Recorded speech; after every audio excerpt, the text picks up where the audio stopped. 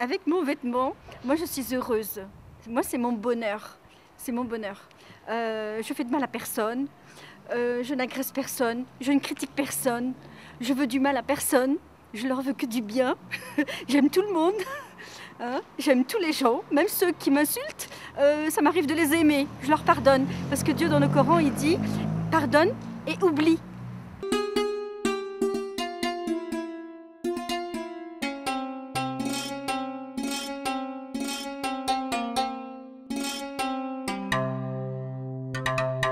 Je suis épanouie, je suis heureuse, je vis ma vie normalement comme n'importe quel individu. Je veux dire que bon, ben voilà, j'ai un logement, j'ai des enfants, j'ai un mari, je paye mon loyer, je cotise. Je suis comme tout le monde, hein. Je porte les caddies des vieilles dames dans le métro, je laisse ma place dans le métro.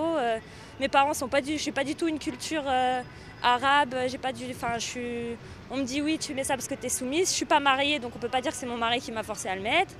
Voilà, je me sens mieux comme ça et puis voilà, je suis très bien dans ma vie comme ça, j'ai aucune pression. Je suis voilée, je suis quelqu'un qui est indépendante et qui a des responsabilités, donc je sors tous les jours, je rencontre les gens, je vois les gens.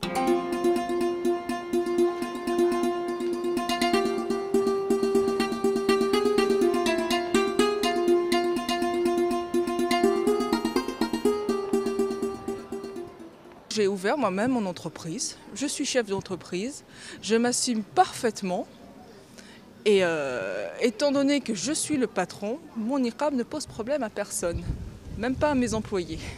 Je suis commerçante, ça veut dire que j'ai affaire à des clients, j'ai affaire à des fournisseurs. Ils m'ont toujours vu en niqab, ils m'ont jamais rien dit.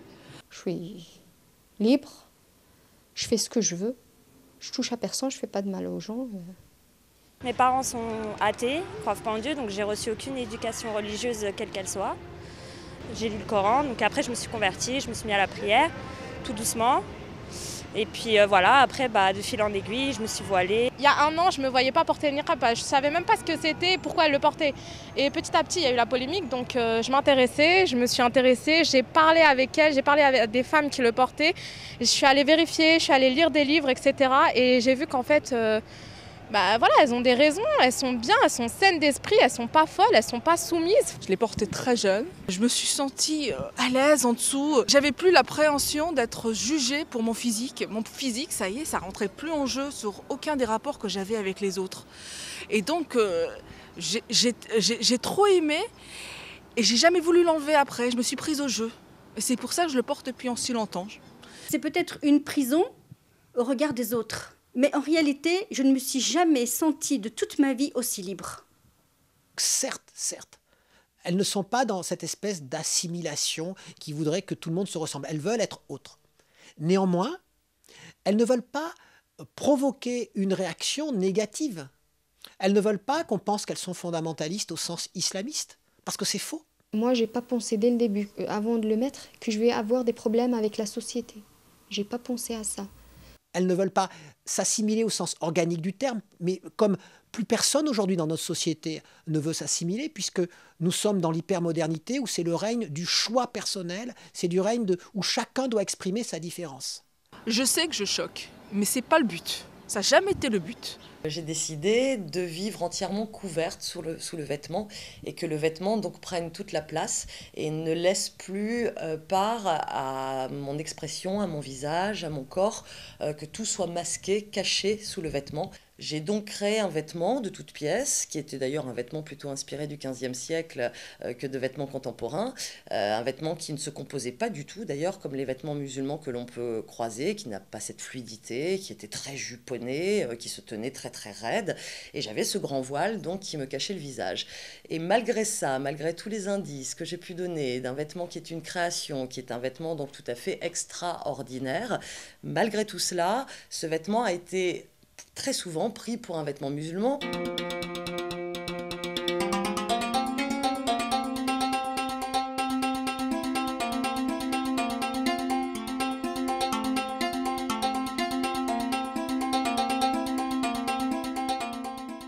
Quand j'ai commencé mon expérience, on est le 1er juin 2009. Le 1er juin 2009, on ne parle pas plus des femmes voilées que depuis des semaines, voire des mois. Il n'y a pas d'actualité particulière autour de ça. Sauf que, pas de bol, le 15 juin, une commission parlementaire se met en place et tout d'un coup, Nicolas Sarkozy prend la parole pour dire que les femmes voilées ne sont pas les bienvenues sur le sol français. Là, comme ça maintenant, sans niqab, je me sens pas bien. La vérité, je voudrais le remettre. Mais dernièrement, je l'ai remis. Je suis partie à la Croix de Chavaux et c'est rebelote, agression. Non, mais j'en ai vu un. Bien, on est là aujourd'hui pour soutenir la cause des filles, des femmes musulmanes qui portent le voile. Le voile intégral, c'est ça, qui fait polémique en ce moment. Vous voyez comment je suis habillée, pas du tout dans... je monte mes mollets, je monte mes cheveux, je me raidis les cheveux, tout ça. Bon, certes, je me maquille pas, mais bon, voilà. Mais ça change rien, que je peux très bien côtoyer des filles qui portent le voile, hein, même le voile intégral, ça me dérange pas du tout. Je fais partie aussi d'une grande majorité des musulmans en France aussi, qui sont des musulmans que j'appelle du dimanche. Donc voilà, qui font le ramadan mais qui font rien d'autre. Donc voilà, je représente les gens, mais je soutiens vraiment la cause du voile.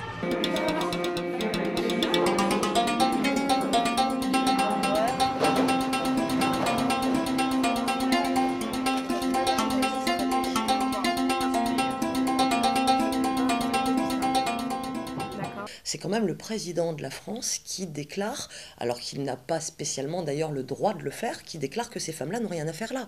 Ce sont des citoyennes françaises, et tout d'un coup on relègue une partie des citoyennes françaises à un rang inférieur, et à la rigueur, même si on pouvait les mettre dehors, on les mettrait dehors. Au sein du gouvernement, il y a l'idée que ces femmes représentent un danger, qui a cette conviction très fortement installée, et que deux, mettre en avant un projet de loi ou une loi pour répondre à cet enjeu, c'est faire une bonne opération politique. Ça flatte l'électorat d'extrême droite, c'est évident. Dans les calculs politiques du pouvoir, ça tombe bien, cette affaire-là. Un visage masqué, cela exprime le refus de l'autre, le refus de vouloir communiquer avec lui, le refus de l'égalité humaine entre deux individus. Sans papier, ouais, mais je crois qu'il y a une faute. Ah, je voulais le prendre sans papier. Sans papier, il y a un S ou pas? C'est toi qui prends sans papier? Il y a un S à sans papier à la fin. Ce n'est pas une question de protection des femmes contre les violences. Ce n'est pas simplement une question de niqab ou de burqa. C'est une question de rassemblement, de concorde, et ce, contre toutes les tentatives communautaristes qui visent à fragmenter notre société, qui visent à refermer certains sur eux-mêmes et à rejeter les autres. C'est ça. Et je pense un sens que nous partageons tous. Pour dire qu'on est soudés, en tout cas, et qu'on est là, on ne se laisse pas marcher sur les pieds. Même si justement, il y en a qui ont peur de parler ou qui n'ont pas envie, etc. Bah, nous, on essaie de les représenter un peu, sans haine, ni violence, ni cri, ni rien du tout. Quoi que l'on en dise, quoi que l'on fasse, quoi qu'en soient les conséquences, il est certain que dans notre société, ça révèle un engagement volontaire. On ne nous fera pas croire que c'est une question de soumission, ça peut être ça dans d'autres pays.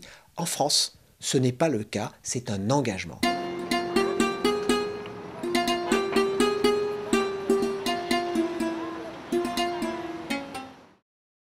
La première justification pour dire qu'il faut absolument arrêter ce niqab, etc., c'est la justification féministe. Attention, c'est contre le combat féministe, on s'est battu, entre guillemets, le on impersonnel, mais qui se rapporte à toute la civilisation occidentale, s'opposant à cette espèce d'Orient dégradé, inférieur, islamique et barbare. Donc on s'est battu pour la liberté des femmes, et regardez, ces femmes, elles mettent tout en l'air d'un seul coup par leur attitude. Sauf que lorsqu'on les interroge, on se rend compte quand même, la plupart d'entre elles le font, mais alors vraiment volontairement. Elles sont volontaires de leur volonté, comme dirait Heidegger, c'est-à-dire qu'elles savent ce qu'elles font, elles savent pourquoi elles le font, et elles veulent le faire comme ça. C'est à la limite, une attitude qui peut être féministe. Et d'ailleurs, certaines d'entre elles vont défendre des positions féministes. Je défends le droit de la femme et de toutes les femmes, peu importe leur nationalité, peu importe leur religion. Je défends toutes les femmes. Je suis contre les violences faites aux femmes. Je suis contre le fait qu'on prostitue certaines femmes. En fait, je défends toutes les causes des féministes.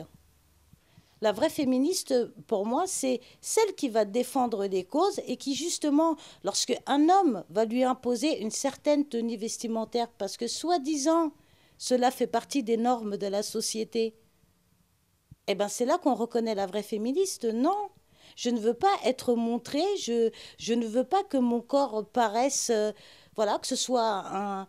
Si je peux me permettre, c'est peut-être cru, mais que ce soit un vulgaire morceau de chair mis à l'étalage. Quand on se dit féministe, c'est qu'on n'est pas du tout d'accord avec certains principes concernant les pensées des hommes. Pas les hommes avec un grand H, non, l'homme, le mâle, le masculin. C'est qu'on n'est pas du tout d'accord. Donc moi, je suis une vraie féministe. Moi, on m'a demandé si j'étais féministe. Là, depuis un mois, c'est une question qui revient régulièrement. J'ai pas envie de répondre que je suis féministe, je suis une femme et ça suffit bien, quoi. Effectivement, le fait d'être une femme, de pouvoir vivre en tant que femme, même sous ce vêtement-là, de refuser, par exemple, de prêter son visage ou son apparence à un autre, je crois que c'est un droit. Être une femme, c'est être une femme épanouie, bien dans sa peau, bien dans sa tête, bien dans sa spiritualité, c'est être bien dans tout.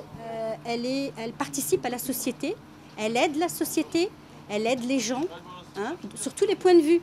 C'est ça une femme, une vraie femme. Une vraie femme, c'est une femme qui défend des droits.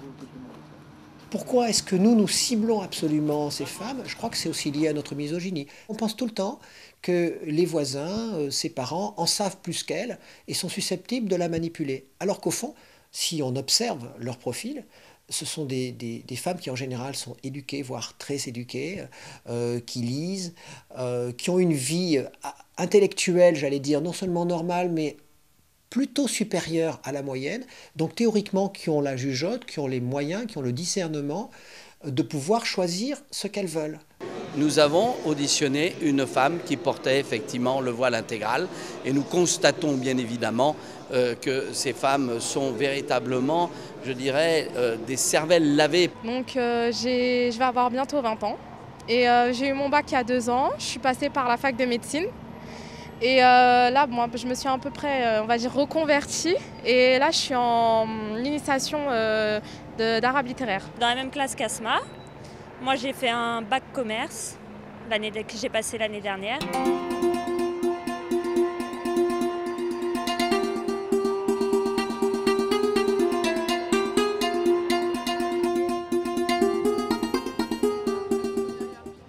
Alors, mes parents, ils ne savent pas que je porte le sitar. Ils savent que je porte le djilbab, le grand voile. Surtout que mes parents, c'est vraiment des gens athées, qui comprennent, qui n'aiment pas la religion, ma mère, c'est une féministe à 200%. Mon père, ils occupent des postes assez hauts dans la société, architectes, hein, donc c'est des gens très cultivés, qui ont voyagé partout, qui connaissent beaucoup d'hommes politiques, etc. Ils savent que les choix, je les fais pour moi, ils savent que j'ai un fort caractère et que je sais ce que je veux. Et pour eux, ce qui importe, c'est que je sois heureuse. Donc si je suis heureuse comme ça, même s'ils ont un peu de mal, ça va à l'encontre de leurs principes.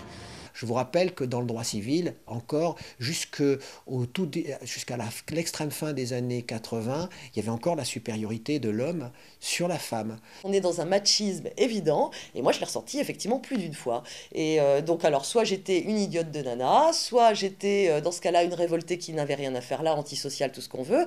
Bon, bref, je ne suis jamais la femme qu'il faut, c'est-à-dire l'archétype de la femme qu'on attend. Cette inégalité homme-femme est non seulement dans les mœurs en France, mais quelque chose qui caractérise par le droit, contrairement à ce qu'on a dit et contrairement aux leçons de morale qu'on a toujours voulu donner à l'ensemble de l'humanité. C'est vrai que c'est un pays progressif, c'est vrai qu'il y a eu des grands principes, mais c'est vrai aussi qu'il y a eu une grande tradition de misogynie et que là, elle se manifeste quand même de façon assez singulière, cette tradition de misogynie, parce qu'on pense que, comme on a donné le vote aux femmes en 1946, c'est-à-dire très tard, On pense qu'elles ne sont pas capables de s'exprimer. Enfin bon, au fond, ce ne sont que des femmes. Hein. Donc après tout, les pauvres, il faut les protéger contre leur propre faiblesse. Hein. C'est ce que remettait déjà en cause Simone de Beauvoir dans La politesse extrême. Prétendre protéger les femmes contre leur propre faiblesse, c'est au fond leur imposer à elles-mêmes l'image de cette faiblesse. Ce sont des basques espagnols et là vraiment ils montrent que les nanas ça les fait chier, tu vois, c'est à peu près ça l'idée et en plus donc cette jupe je l'ai appelée ceux qui n'en ont pas parce que tout simplement certains n'ont pas de béret, donc il faut s'amuser à voir un peu ceux qui sont justement différents des autres et puis comme les femmes n'ont pas le droit de manifester avec eux, et ben quand tu te glisses dans la jupe t'es quand même une femme dans cette foule quoi, donc de toute façon t'y es qu'ils le veuillent ou pas quoi, tu vois, c'est à peu près ça l'intention autour de ça. Puis comme c'était une réflexion sur la mode, c'était l'idée aussi de se dire est-ce que la mode c'est être habillés tous de la même manière ou est-ce que c'est au contraire se distinguer dans une foule. Et aujourd'hui je pense que c'est de plus en plus être habillé comme tout le monde quoi. Donc la mode pour moi c'est pas ça et donc la mode c'est pas ça non plus. D'abord, il y a 10 ans il n'y avait pas de femmes fantômes, de voile intégral dans la rue de burqa. Donc ça c'est déjà un élément qui fait que beaucoup de gens sont préoccupés, sont inquiets, y compris chez les musulmans, de voir ces fantômes, de voir ces cercueils ambulants dans la rue et sur les marchés. Ça, c'est la première chose. La deuxième chose, c'est les conflits. Les conflits à l'état civil, les conflits à l'hôpital, les conflits à la maternité, notamment à l'hôpital, le refus d'une relation avec un homme, la menace sur le fonctionnaire parce qu'on demande à la personne de montrer son visage. Je peux parler à un homme et je parle à certains hommes lorsque je suis dans l'obligation, bien entendu. C'est-à-dire que demain, je vais à l'hôpital et qu'il n'y a pas de femme et qu'il y a un médecin qui arrive, mais je parle avec le médecin, je lui explique la situation. Par contre, je vais lui demander une faveur. Je vais lui dire, j'aimerais bien être reçue par une femme. Même les femmes qui ne portent pas le djellab, il y en a des femmes qui ils veulent passer chez des femmes. Eh ben, c'est un droit. Eh ben, je demande s'il y a une femme, eh ben, s'ils me disent oui, je prends une femme. S'il n'y a pas une femme, eh ben, je prends un homme. C'est une nécessité, il faut. Hein. C'est la médecine, c'est pas le... Je ne vais pas y aller là-bas pour danser, moi, je vais y aller pour me guérir. Moi, ici, quand je le porte, personne ne m'a forcé. Je n'ai jamais entendu une femme elle-même concernée par le sujet qui porte le niqab qui m'a dit on me l'a imposé. Personnellement, j'en ai pas encore rencontré des femmes soumises à leur mari, donc ou à leur frère ou à leur père ou autre. Personnellement, c'est toujours elles, au contraire, qui se battent avec leur famille pour pouvoir le porter. Enfin, c'est tout le contraire de ce qu'on croit. Quand je me suis mariée, en fait, ça faisait déjà pas mal d'années que je le portais. Hein. C'est pas mon mari non plus qui est venu au-dessus. Personnellement, j'ai été mariée. C'est moi qui ai divorcé parce que justement, mon mari, il n'était pas assez porteur de sa religion pour moi. On s'entendait pas spirituellement parlant. Non, mon mari s'est jamais mêlé de ma façon de m'habiller. Que ce soit à l'intérieur ou à l'extérieur d'ailleurs. Hein. Un homme qui force sa femme à faire quelque chose, il sait que son acte devant Dieu sera rejeté parce que l'intention doit être toujours pour Dieu. Ça veut dire si une femme elle met le niqab ou le voile pour son mari, son acte il n'aura aucune valeur aux yeux de Dieu. Si une femme on lui impose, je pense qu'il y a toutes les structures pour qu'elle puisse tout simplement se défendre. On vit dans un pays où on est libre dans tous les sens du terme.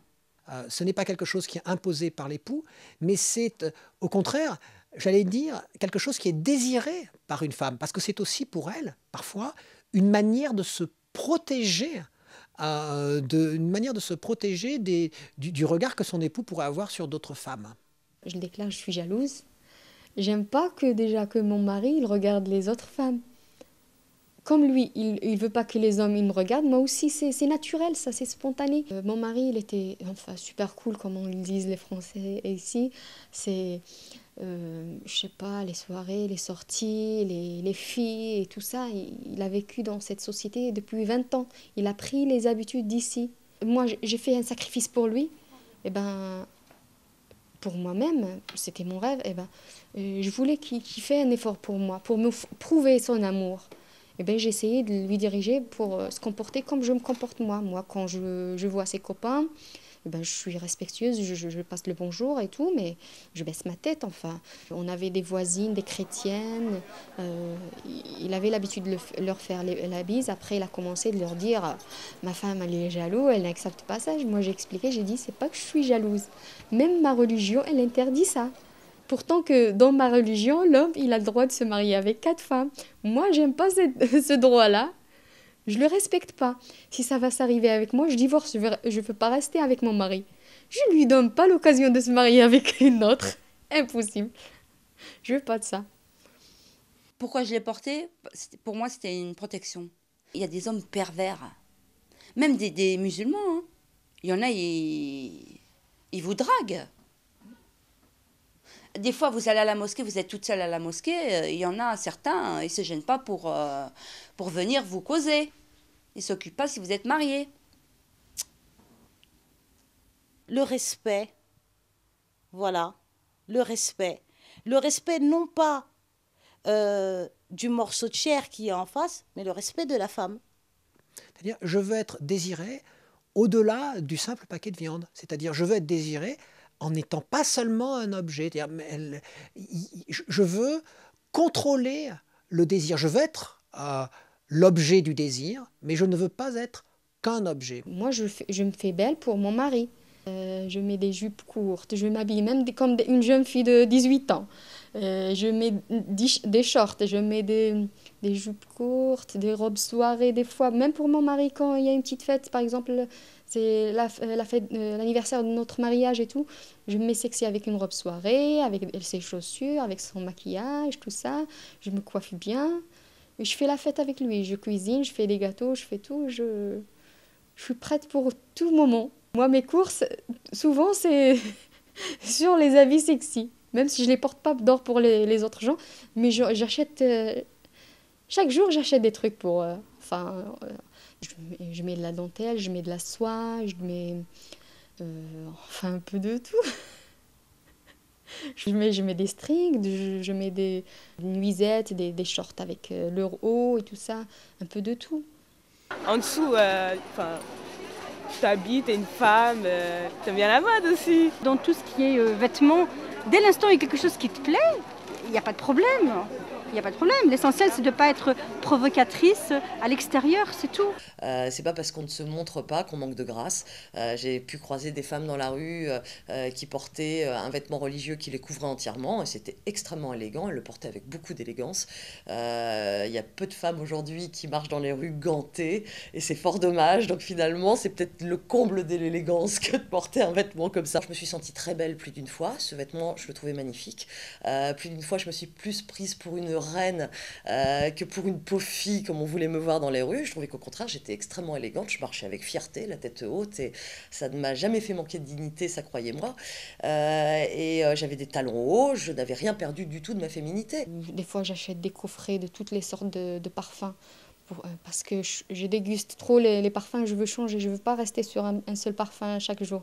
Je veux changer à chaque fois un parfum. Ça c'est mon fantasme dans la vie. Où sont toutes les femmes qui se sont battues? Voilà, moi je les appelle aujourd'hui. Pourquoi on ne vous trouve pas avec nous, mais on vous trouve contre nous? Moi, quel droit je réclame? Je réclame mon droit de liberté. J'ai fait ce choix. Pourquoi ne pas me laisser dans ce choix, tant que je ne nuis pas à autrui? Il y a la deuxième grande justification qu'on retrouve partout, qu'on retrouve chez les intellectuels, chez les politiques, c'est la justification théologique. C'est celle qui consiste à dire « mais au fond, le niqab, ce n'est pas musulman ». Je ne vois pas en quoi un homme politique, par exemple Nicolas Sarkozy ou un ministre, pourrait nous expliquer que c'est plus ou moins musulman. Alors, dans ce cas-là, il faudrait qu'ils dirigent la prière du vendredi parce qu'ils sont plus compétents que les imams. Dans Surat An-Nur, dans Surat Al-Ahzab, Dieu nous montre comment la femme doit se vêtir et à qui elle doit se dévêtir.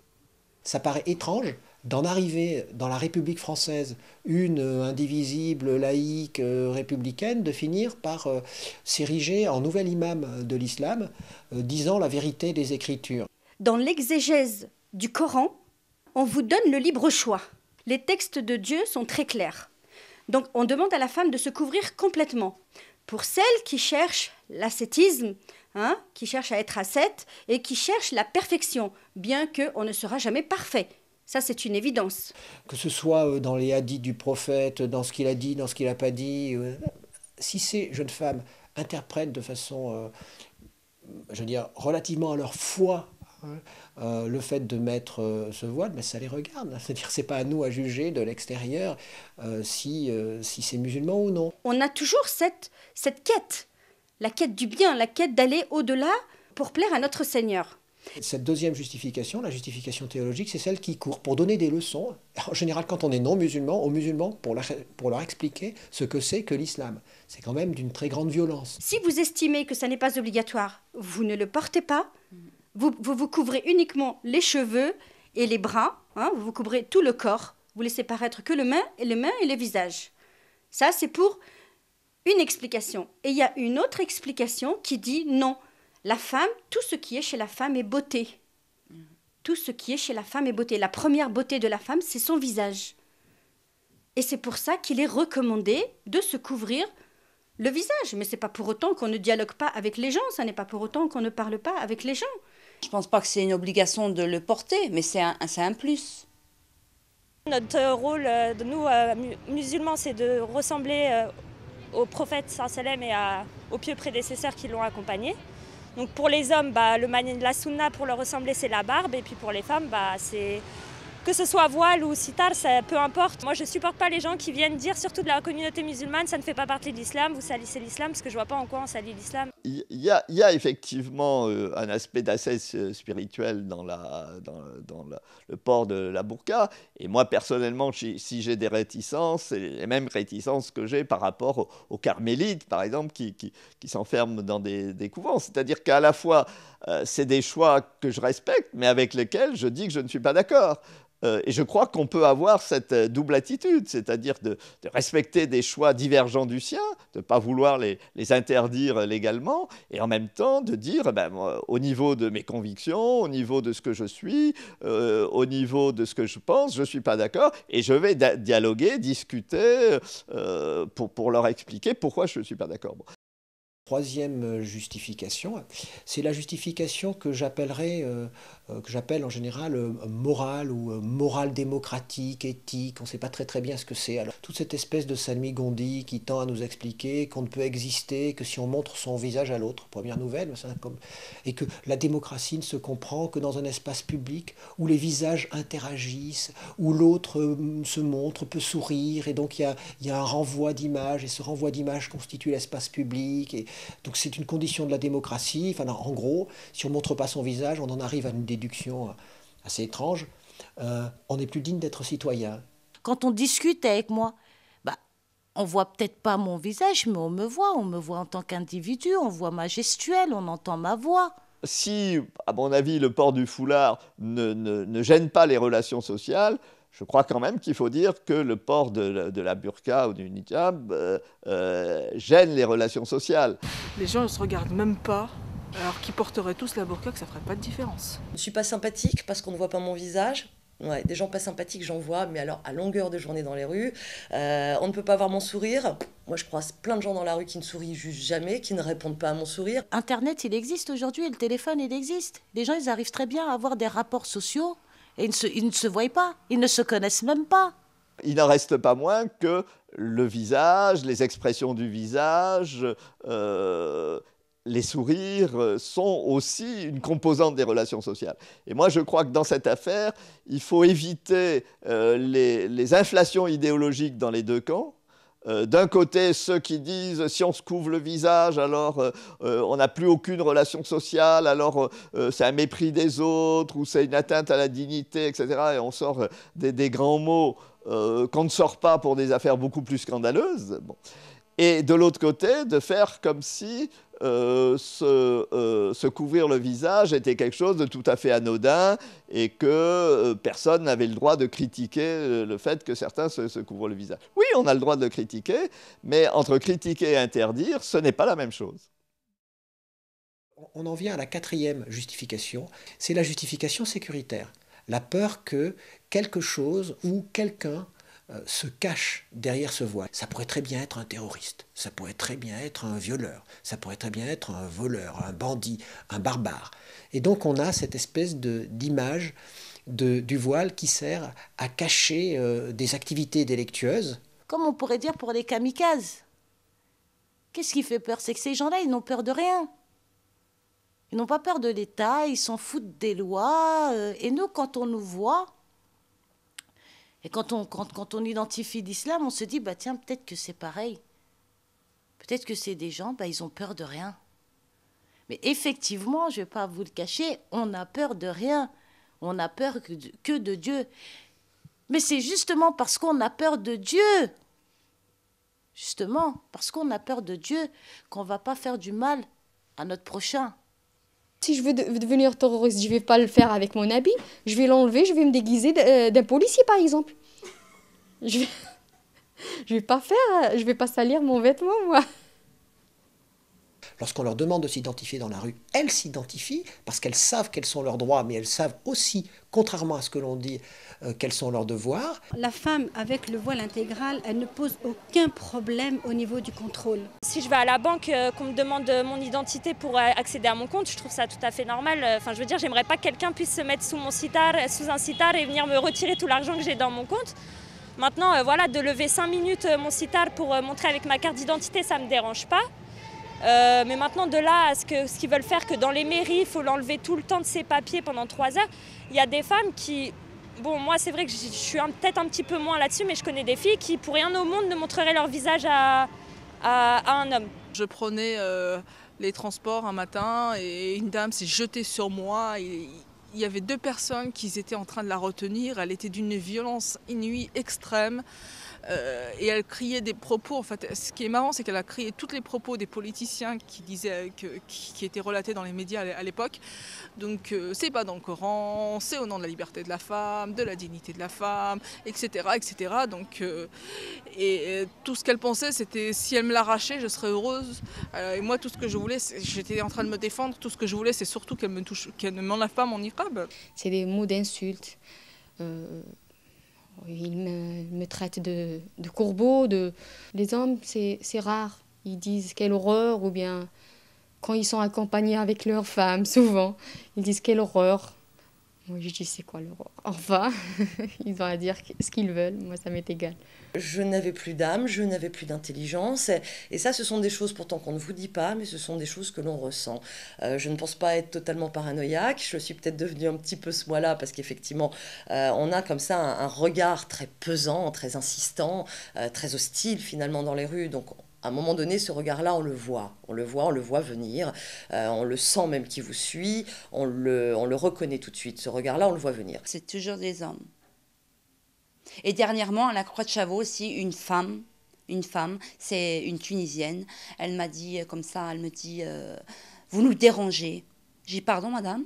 Si je dis c'est à moi que vous parlez, elle me dit « Oui, c'est à toi le fantomas là ». Mais à chaque fois qu'on sort, les gens, ils vous insultent. Fantomas, t'es pas belle. Une fois, je suis sortie de chez moi, j'allais prendre le 122. Il y a 3 Français, qu'est-ce qu'ils ont fait? Ils m'ont craché à la figure. J'ai fait demi-tour chez moi. J'avais même plus envie de sortir. Il y a des fois, je vous avoue, je ne sors pas de chez moi. Je ne sors pas. Mon mari me dit, sors un peu. J'ai dit, non, je sors pas, j'ai pas envie, j'ai peur. Je me suis déjà fait cracher dessus, je me suis fait agresser. J'ai énormément de copines qui se sont fait taper dessus. J'ai même une fille qui s'est fait agresser à l'arme blanche. Il y a un Français qui était derrière moi et qui m'a dit, espèce de sale bougnoule, qui m'a dit, rentre dans ton pays. Il m'a envoyé la tête au mur. J'avais un bleu aux yeux. Et après, la police elle est venue et ils ont dit, qu'est-ce qui s'est passé? Il a expliqué, j'ai expliqué. Ils ont dit, vous voulez déposer plainte? J'ai dit oui. J'ai dit, parce que c'est pas la première fois ni la dernière. Si la loi dit aux gens, vous avez raison d'être choqués, et donc, puisque vous êtes choqués, on interdit, on ne sait pas jusqu'où cela va aller, parce qu'il y a des gens qui sont également choqués par le port de la kippa, il y a des gens qui sont choqués par les papillotes, il y a des gens qui sont choqués par le fait que certains curés remettent la soutane. C'est-à-dire que on est dans une société où les gens s'habillent de manière très différente. Bon, certains suivent des modes, mais d'autres s'habillent différemment, à cause de convictions religieuses ou de convictions. Moi-même, pareil, quand je vois une fille avec beaucoup de piercing, ça me choque, mais je ne vais pas faire une loi pour interdire ça. Et je me dis que, bon, bah, peut-être pour elle, ça fait sens dans un certain itinéraire qu'elle a. Bon. Et dire aux gens que, oui, vous avez raison d'être choqués, vous avez raison de ne pas supporter. Choquer, c'est une chose, mais pas supporter, c'est une autre. Vous avez raison de ne pas supporter et on va interdire. c'est un engrenage extrêmement dangereux. Ce qui est vraiment terrible, c'est qu'il y ait si peu de tolérance, c'est-à-dire qu'il y a très peu de curiosité, il y a très peu d'interrogations, on a sa petite idée, on reste bien ancré sur sa petite idée et on est bien convaincu qu'on a raison. Brassens l'a chanté, les braves gens n'aiment pas qu'eux, on mène une autre vie qu'eux, bon, et on suit une autre route qu'eux, bon, et on ne sait pas jusqu'où on va dans ce processus. Quand je raconte à mon mari, tu sais, je suis sortie, j'ai été agressée par-ci, par-là. Il m'a dit, mais pourquoi tu réponds? Pourquoi tu réponds? Mais je dis, attends, je vais me laisser tuer? Mais ça va pas, non? J'ai dit, non, moi, je peux pas m'empêcher de répondre. Il m'a dit, un jour, tu vas tomber sur, par exemple, un fou, il va te tuer. Mais je dis, attends, on est en France, on a le droit de répondre. La fonction de la police, ça ne serait pas de discriminer des gens qui s'habillent différemment, mais au contraire, envers et contre tout, d'assurer leur sécurité, d'assurer leur liberté d'aller et venir. Pas de les regarder d'un air mauvais, mais d'assurer leur sécurité. C'est tous les jours que je me fais insulter ou regarder de travers. Je pense finalement aux gens qui ont un physique ingrat, qui sont différents. Et puis à ce moment-là, je me dis, mais qu'est-ce que ça doit être leur vie? Ça doit juste être immonde, parce que si on leur jette ce regard-là toute la journée, si on les regarde avec insistance, si on leur montre leurs différences toute la journée, ça veut dire qu'ils sont diminués, on les résume à cette différence. Ils ne sont rien d'autre que cette différence. La mission d'information parlementaire a démarré bille en tête en pensant que c'était un problème de laïcité. Les associations laïques historiques et les juristes ont dit non, c'est impossible d'interdire le port du voile intégral au nom de la laïcité. Les députés ne savent pas ce que c'est que la laïcité. Et ils ont une interprétation répressive de la laïcité qui n'est pas la bonne interprétation de la laïcité. La loi n'est pas encore passée et les gens se permettent de venir et de nous dire « mais c'est interdit !» Pourquoi est-ce que vous vous habillez comme ça? Moi, j'ai vu une femme la dernière fois, on était parti rendre visite à une dame qui était hospitalisée. Et quand on est sorti, il y avait des agents de police à l'extérieur, sur le trottoir. Moi, je n'avais pas fait attention. C'est une sœur qui était près de moi qui m'a dit « Regarde, la dame, elle est partie se plaindre aux agents de toi. » Elle leur a fait comme ça, elle porte, vous savez, d'un air de dire « Voilà, c'est interdit, allez la voir. » Hein, mettez-lui une pénalité ou bien enfermez-la ou je ne sais pas. Mais en réalité, l'ensemble de ces 4 justifications se comprennent beaucoup mieux à la lumière de la 5e justification qui explique au fond toutes les autres. C'est celle que j'appelle la justification épidémique, l'argument épidémique. Derrière le voile intégral, c'est pas tellement le problème de ces femmes et du voile intégral, c'est ce qu'il y a derrière. C'est la partie émergée de l'iceberg. Ça veut dire des gourous intégristes, des fondamentalistes, de ce que j'appelle des talibans français, avec une idéologie barbare qui n'a rien à voir et qui combat la République. C'est une sorte de gangrène, si ça se répand. Alors, vous vous demandez ce que c'est ce ça qui se répand déjà, qu'est-ce que c'est ce ça, et ensuite vous essayez de voir effectivement si d'autres individus continuaient à porter le voile, et qu'est-ce que ça ferait, qu'est-ce que ça changerait? Est-ce que ça changerait les règles de la République? On aime le pays où on vit, on aime les gens qui nous entourent, on a nos familles, on a nos amis. Le fait d'avoir des minarets, le fait d'avoir des femmes avec le voile intégral, qu'est-ce que ça change? Quelle est la personne qui sait si elle est vraiment sur la voie droite ou pas? Personne. Donc comment moi je peux me permettre, en sachant ça, de juger qui que ce soit, de rejeter qui que ce soit? Celui qui n'adhère pas à cette religion, est-ce qu'il n'est pas libre? Il est dans son pays, est-ce qu'il n'est pas libre? Il est totalement libre. On n'est pas dans un pays de dictature. On n'est pas dans un pays de charia. Là-bas, on l'impose aux femmes, et ici, on veut nous l'enlever.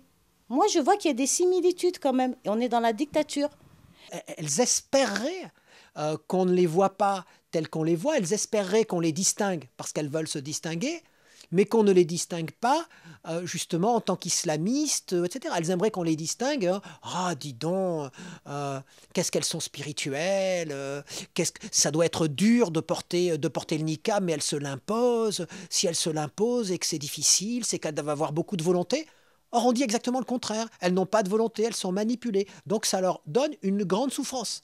Et c'est ça qui fait mal, c'est quand on sait comment on pense et à côté on voit les gens comment ils sont en train de nous juger. On se dit, ils prennent pas la peine en fait.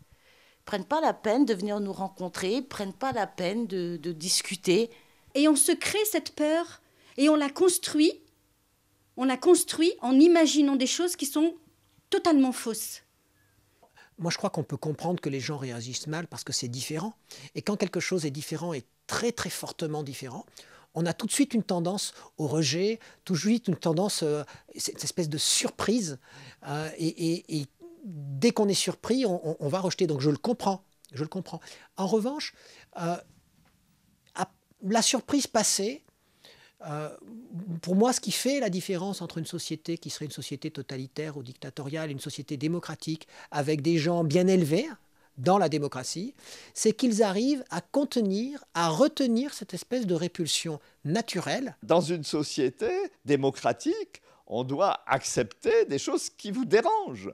Et que justement, la liberté d'expression, la liberté de conscience, la liberté de réunion, c'est justement fait pour les choses qui dérangent. Pour les choses qui ne dérangent pas, il n'y a pas besoin de loi protégeant la liberté. Je peux comprendre l'étonnement des gens, parce qu'on est quand même en France, c'est vrai que voilà, c'est tout à fait normal que les gens soient surpris. Maintenant, de là à avoir autant de méchanceté et de dégoût, enfin, je veux dire, je vois pas, j'embête personne, j'impose à personne de le mettre, j'impose ma religion à personne. Voilà, je fais ma vie et puis c'est tout. Après, si les gens ils sont pas contents, qu'ils regardent ailleurs, ils sont pas obligés de regarder en ma direction. Je suis pas dans une attitude ni de provocation, ni de prosélytisme. Aujourd'hui, il y a des mosquées qui se construisent un peu partout et nous savons très bien qu'il faut l'autorisation de l'État pour. Alors moi, je trouve que c'est un peu paradoxal. Donc il y a forcément des hypocrisies, c'est-à-dire qu'on prétend le faire pour toute la société, en fait, on le fait pour le maillon faible qui est l'islam en France. Nous sommes dans un pays qui a une hantise de l'islam qui ne se rencontre guère à ce point dans d'autres pays. Il y a une augmentation des flux migratoires partout et du coup, les gens ont du mal à accepter que la France soit pluriculturelle et soit passée en 50 ans d'une nation blanche, entre guillemets, deuxième empire colonial du monde, à une puissance moyenne pluriculturelle. Dans ces cas-là, interdisez carrément de construire des mosquées si vous ne voulez pas de musulmans en France. En fait, c'est à l'État de casser cette psychose. Tout simplement. C'est vrai que c'est normal qu'il y ait des tâtonnements, c'est vrai que c'est normal qu'il y ait des crispations même, mais c'est aux politiques à expliquer que c'est ça la situation, que c'est ça l'avenir, qu'il faut se projeter dans cet avenir-là. Cette société est inquiète de mille et une façons, mais elle n'a pas beaucoup de prise sur tout ce qui fait ces inquiétudes. Et puis brusquement, il y a ces femmes qui viennent en quelque sorte provoquer, là encore, interpeller la population. Et bien d'un seul coup, elles deviennent le mauvais objet, le bouc émissaire. Il est où le vivre ensemble? Elle est où la diversité? Qu'est-ce que ça veut dire la diversité? On vit dans un pays où il y a toutes les nationalités, il y a toutes les religions. Tout le monde se respecte. Dans les années 60-70, où on savait que des jeunes femmes mariées portaient le voile, et peut-être porter le voile d'une façon beaucoup plus traditionnelle et sous le couvert d'une contrainte beaucoup plus dure.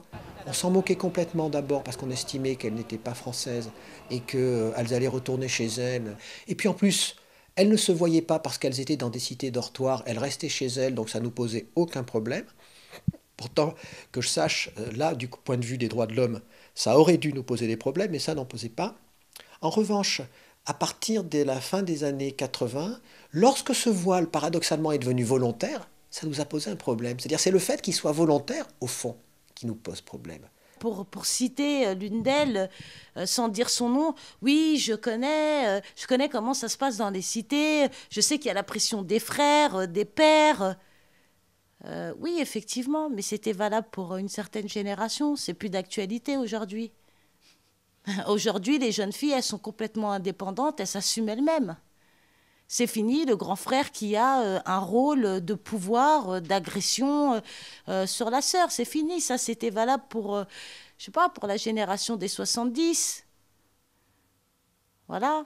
Mais pour la génération des 90-2000, là, non, pas du tout.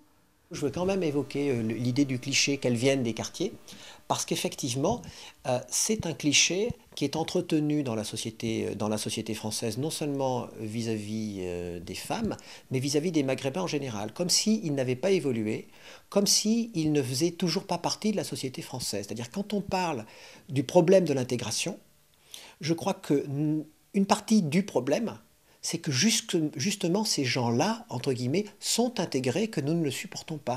Je pense pas que je poserais problème comme ça. Ça, c'est les niqabs exotiques. J'ai l'impression que c'est un peu ce qu'ils attendent en France de nous.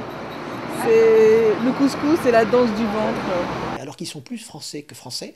Aujourd'hui, ils sont avocats, ils sont médecins, ils sont hommes d'affaires, ils sont au Parti Socialiste ou ils sont à l'UMP. Elles sont dans cette hyper-modernité où on cherche à se distinguer, où on veut être différent, où on veut se développer personnellement, un peu comme dans le New Age, où on veut être soi-même, où on est en quête de spiritualité. J'étais un petit peu marginale avant, même voire très marginale.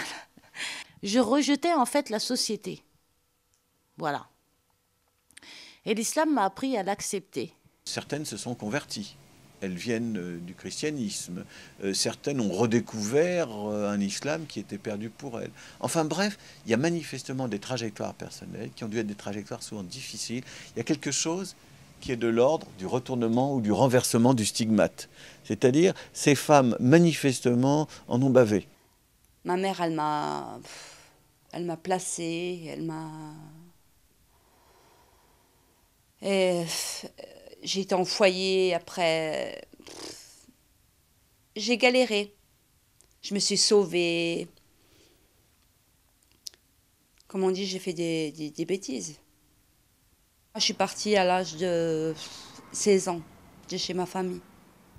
Et j'ai voyagé beaucoup de ville en ville. J'ai souffert, la vérité. Et bon, j'ai rentré dans des mosquées, j'ai prié. Qui c'est que j'ai trouvé dans ces moments-là, dans les moments de difficulté? C'est les musulmans. J'ai Allah. Je ne suis pas tout seul.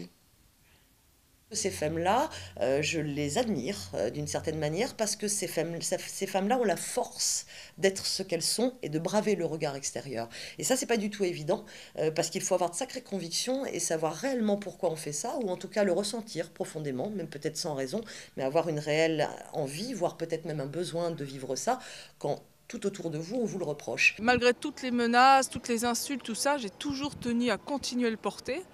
Parce que ce que les gens me disaient dans la rue, ou ce qui me faisait ressentir de leur pensée, je savais que c'était faux. Je pense que ces femmes-là sont des femmes de tempérament, et les faire passer pour des idiotes, pour des femmes soumises ou pour des filles qui ne savent pas ce qu'elles font, ça me semble quand même être de sérieux raccourcis et un petit peu facile quand même de penser ça. Alors là, on a la vie attendue d'une femme, tiens, justement ce qu'on attend d'une femme, c'est-à-dire qu'elle se marie, qu'elle fasse des gosses, tu vois, c'est à peu près ça l'idée, c'est ce qu'on projette sur la femme. Alors les premiers discours de « on va libérer la femme », ça, à la fin de l'expérience, ça me fait mais juste bondir, hurler. Tout ça est faux, complètement faux. On n'a jamais cherché à libérer les femmes par une telle loi. On a surtout cherché à libérer les gens dans la rue de cette vue, de ce tableau. On a essayé de libérer les non-musulmans et les bons vieux français, mais on n'a jamais essayé de libérer les femmes en leur ôtant leur voile. Ça, je n'y ai absolument jamais cru. Elles veulent qu'on les reconnaisse comme des femmes en recherche de spiritualité, comme si elles avaient choisi un peu une voie monacale, un peu radicale. Comme on voit aujourd'hui qu'il y a un retour aux vocations monacales dans le christianisme. Il y a cet aspect-là dans le port de la burqa, comme il y a cet aspect-là, effectivement, quand quelqu'un est carmélite ou quand un juif trouve que ce qu'il mange n'est jamais assez cachère et aussi dans une démarche de purification extrême. Quand on met le voile intégral, c'est-à-dire que je cherche à plaire à Dieu, je cherche à m'élever dans la spiritualité. Le législateur doit interdire la dissimulation du visage. Et parce que chaque mot a un sens, cette dissimulation du visage est une menace pour la sécurité, elle est une atteinte à la dignité, à une négation de l'humanité, et surtout, elle met en cause notre ordre public sociétal.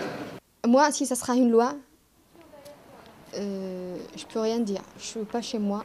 Dans notre religion, si on est obligé de faire quelque chose, c'est de la loi, ça vient des supérieurs, et ben il faut l'appliquer. Et on sera pardonné parce que on n'a pas le choix, on est obligé. Si ces femmes, on devait leur enlever ce vêtement de force, eh ben, dans quel état elles seraient, comme ça, aux yeux de tous, dans la rue?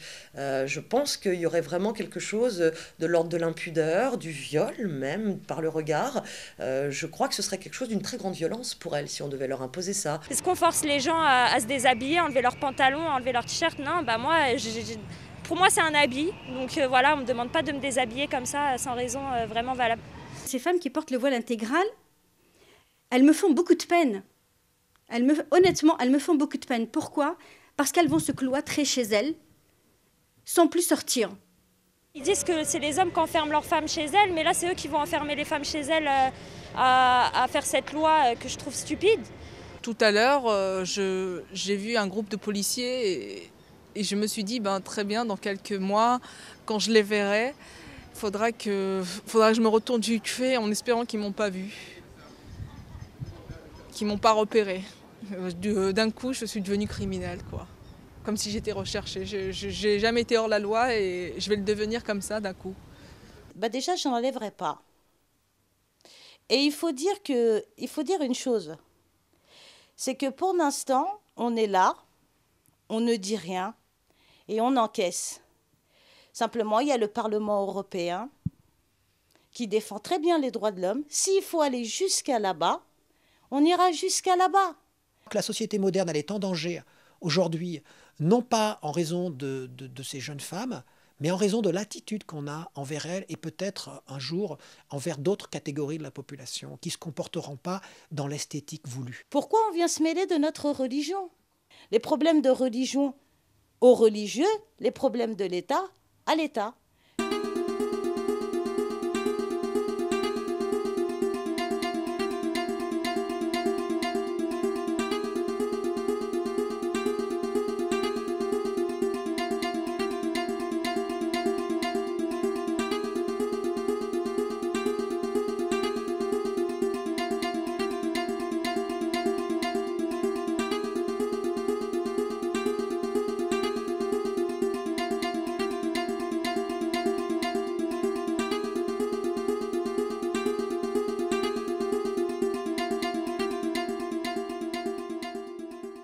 On ne peut pas nous interdire d'être ce qu'on veut être. Ça, c'est pas possible.